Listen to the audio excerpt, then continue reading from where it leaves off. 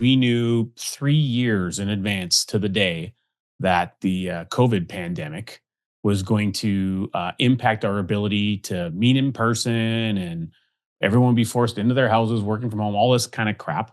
And we would need supplies like, oh my God, toilet paper, because apparently everyone under the sun needed bazillion rolls of toilet paper in order to survive. We needed all these things and masks and face masks and blah, blah, blah. If we knew that in advance, 3 years, do you think we would have put a little bit of prevention and stockpiled a couple things slowly but surely, built up a bit of a storage facility, a war chest to be able to navigate the thing that we knew was coming? The, the Canadian government just gave you a 3 to 5 year warning on all the crap that's going to happen economically in the country. And you need to build a freaking storage facility, a war chest to prevent or prepare for the crap that's going to happen. Like the announcement's telling you this is the equivalent of knowing that COVID was coming 3 years in advance today. Oh, I love that. I love that perspective. It's you've been given a glimpse into a future that you can begin to prepare for now. And I can rant a little bit on this, and that's what I'm going to do. Like I've said it many times, I think that you would agree.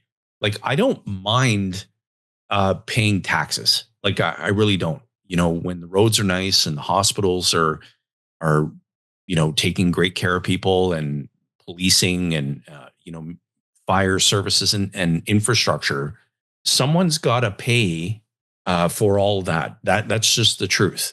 But what really just gets under my skin is when you've got governments that spend like they've got Elon Musk's bank account, but none of his business sense.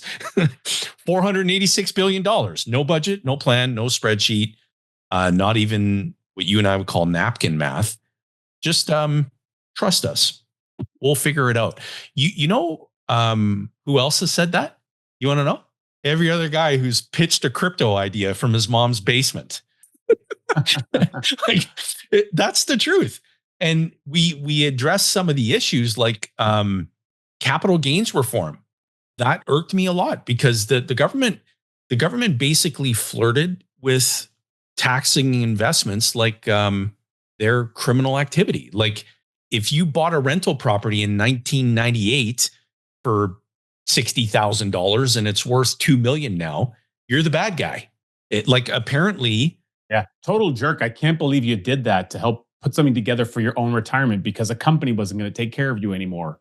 100%. And it's like, and we've been manipulating interest rates and printing money. So we've created a massive inflation problem for your future. So heaven forbid you should have done something 25 years ago to protect yourself against that. Rich, apparently making money without government involvement is offensive. And you'd think that the message was, how dare you succeed independently? We're not finished bleeding you yet. And don't even get me started on the notion of a principal residence exemption. I mean, if they touch that, oh my God. Here's, a lot of people, my clients and folks that know me, they know that I'm not the biggest fan of the quote unquote, the government, right? Mm-hmm. It's not a specific area of the government. And it's not that I, in broad scopes, don't like the government or I don't like the people in it. We have a lot of amazing clients that are government employees. They work for the government. They are public servants. They've done great things and they try really hard.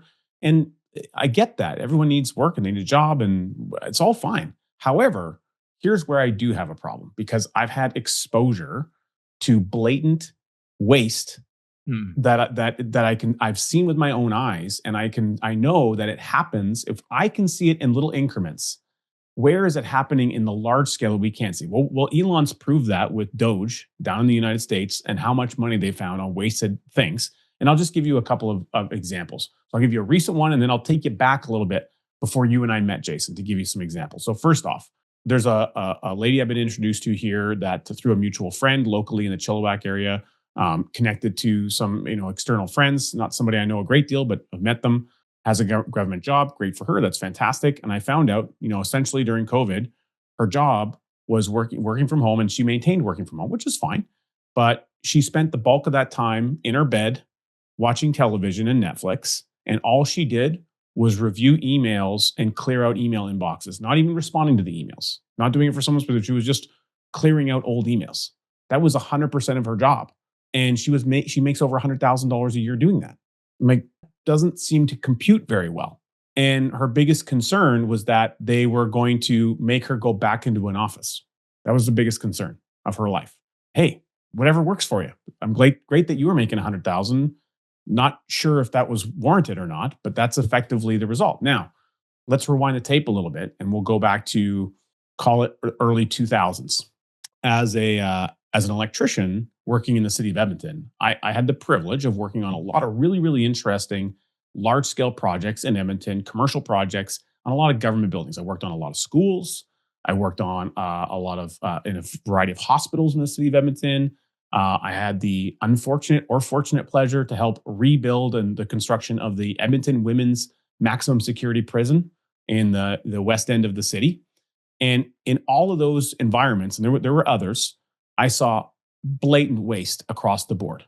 And I'll give you a perfect example. Working at the Edmonton Women's Security Prison at the time when they were restructuring it, they didn't have enough budget from the new construction budget that was provided.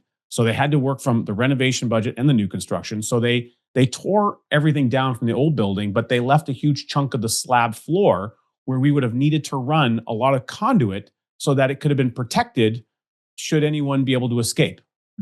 So because they left it, we couldn't do that, and everything had to be run overhead. And they made us break Canadian electrical code because they wouldn't allow us to do certain things that are required in order to put pole points and junction boxes, which would have meant access hatches in the ceiling. So they circumvented national rules because of how they manipulated the whole project. And then you'd have people fly out from Ottawa to Edmonton every 2 weeks. So we're paying for all that. They would sit in meetings all day to discuss things. Then they would have to go back and discuss in Ottawa. Meanwhile, the job is moving forward. So then they would send change orders a week, 2 weeks later, but we've already 2 weeks farther ahead. We have to tear things out and go backwards instead of forwards because they can't make decisions. That all of that goes on the taxpayer's dime. I'll give you two perfect examples. This is when the technology was still coming along. There's a one foot wide by 4 foot long fluorescent light fixture. It's hung from two little stems from the ceiling, and it's in the control room at this particular venue. Well, originally, it was going to be one of the very first, electronically controlled fluorescent fixtures. We go many years ago, before LEDs became popular, et cetera. And so you needed to run control wires to it. Well, they deleted the pipe and the wires because it got too expensive, but we still installed the fixture. Well, the fixture was $5,000. It took me and another electrician, a journeyman at the time, the better part of several hours to install it because we couldn't touch their touch screens and the whole scenario. So it was a very precarious situation. So there was all that cost. And then the end result is it's just a light switch. It's a $5,000 regular light. And guess what? They'll never turn it on. You want to know why?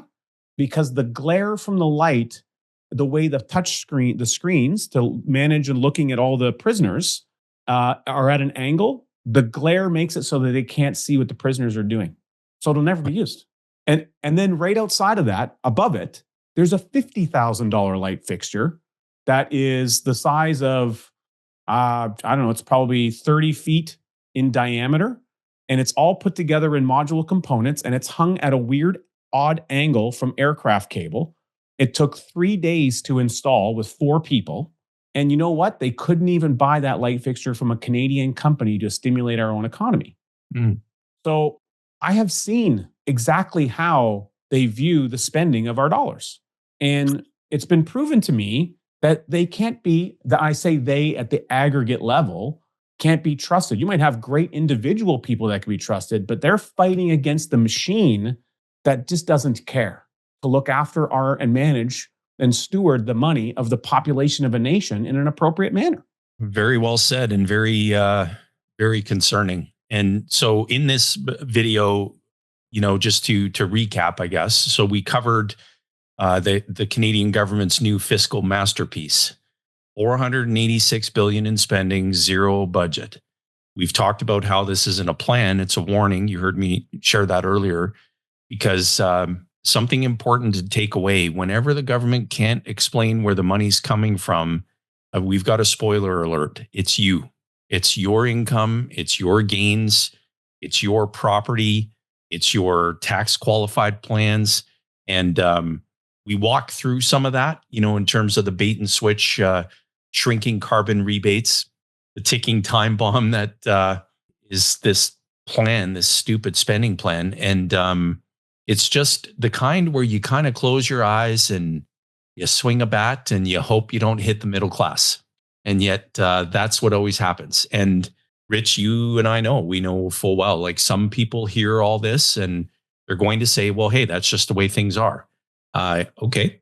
Blockbuster used to be the way movies were until somebody created Netflix. And given that this is going online, I think the financial Netflix is what we would call the infinite banking concept. And when you implement this process, you're not just opting out of volatility, you're replacing chaos with contracts.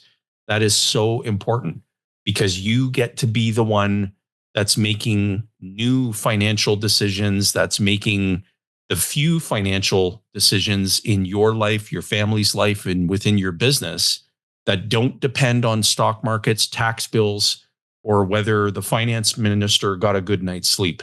And so we can't fix the government, but the truth is we can stop funding their damn dysfunction with our blind trust.